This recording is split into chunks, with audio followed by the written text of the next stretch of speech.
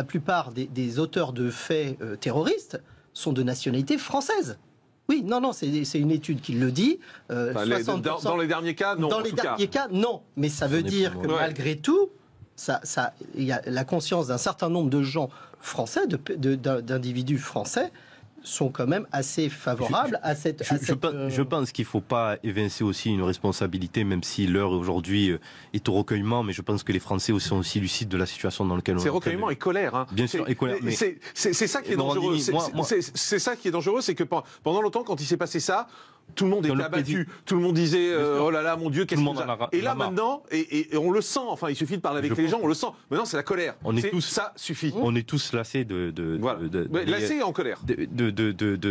Oui, parce que justement la colère nous amène à ce lassement. Et moi, je dis juste une chose, il ne faut pas évincer aussi les problèmes du quotidien. On a un député de La République En Marche. Aujourd'hui, qu'est-ce qui se passe? On a eu un rapport Borloo qui a été abandonné sur la question des quartiers. On a eu un certain nombre de dispositifs qui ont été sèchement arrêtés. On a eu... Mais le problème, je dis pas que... C'est un peu trop facile de mettre le problème là-dessus, excusez-moi. Moi, ce que j'essaie d'expliquer, c'est que c'est un cocktail. Je dis, c'est pas que ça, on est d'accord. Ouais, il y a au bout de dire, en disant, c'est le... Mais je dis aussi qu'à un moment donné, qu'il y a plusieurs volets sur ces territoires sur lesquels il faut aller se battre. Il faut quand même arrêter avec cet amalgame pauvreté égale terrorisme. Mais l'amalgame, c'est des réalités. Non, ce n'est pas une réalité. Non, mais je ne fais pas le parallèle entre le terrorisme et l'abandon du territoire. Souvent, on parle de séparatisme social.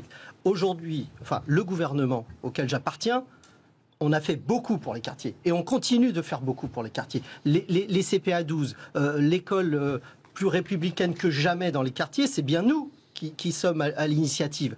Et pour autant, ça monte. Et on nous en demande toujours plus. Non, le contribuable français ne pourra pas donner plus qu'il ne peut. Ces quartiers doivent aussi s'affirmer. Est-ce que la solution de ce qui se passe aujourd'hui, c'est de se dire on va donner plus d'argent dans les quartiers? Non, on marche un peu sur la tête, excusez-moi. Surtout que de l'argent, il y en a. On va pas faire un débat sur les moyens, mais les moyens... Mais est-ce que c'est ça le problème? Non, mais ça fait partie d'un certain nombre de difficultés, Morandini. Moi, je peux... Les traînards qu'on a eu cet été dans les quartiers, qui ne partaient pas en vacances, où ils ont que le bitume, où ils restent qu'entre eux, où, excuse-moi, mais les services publics, c'est la drogue dans les cités. Moi, je veux bien amener monsieur le député et voir combien de dispositifs ont été abandonnés, les coupes budgétaires.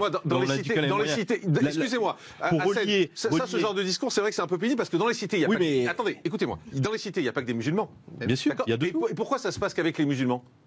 Non mais moi après... allons-y, poussons le raisonnement au bout. Si le problème c'est la cité et l'argent qu'on donne dans les cités, pourquoi est-ce que ça ne se passe qu'avec des musulmans? D'abord, ne faisons pas l'amalgame, ça concerne une infime partie des quelques musulmans de cas isolés qui ont posé ces cas-là. Je suis d'accord. Deuxièmement, mais pourquoi? Répondre à ma question. Mais pourquoi? Parce qu'aujourd'hui, forcément, on a des réseaux qui sont organisés, on a des terroristes qui font du travail sur notre territoire, sur notre sol, et qui embrigadent des esprits faibles à les conduire et commettre des esprits faibles, et c'est pas un problème d'argent. Mais c'est pas un problème d'argent, mais ce que je veux dire, si à un moment donné, si on n'a pas l'information, si le tissu associatif il est pas organisé, si les services publics, les services de police n'ont pas les moyens d'agir sur ces territoires, si toutes ces choses-là ne sont pas reprises à bras le corps, on peut en discuter toute la journée sur les plateaux.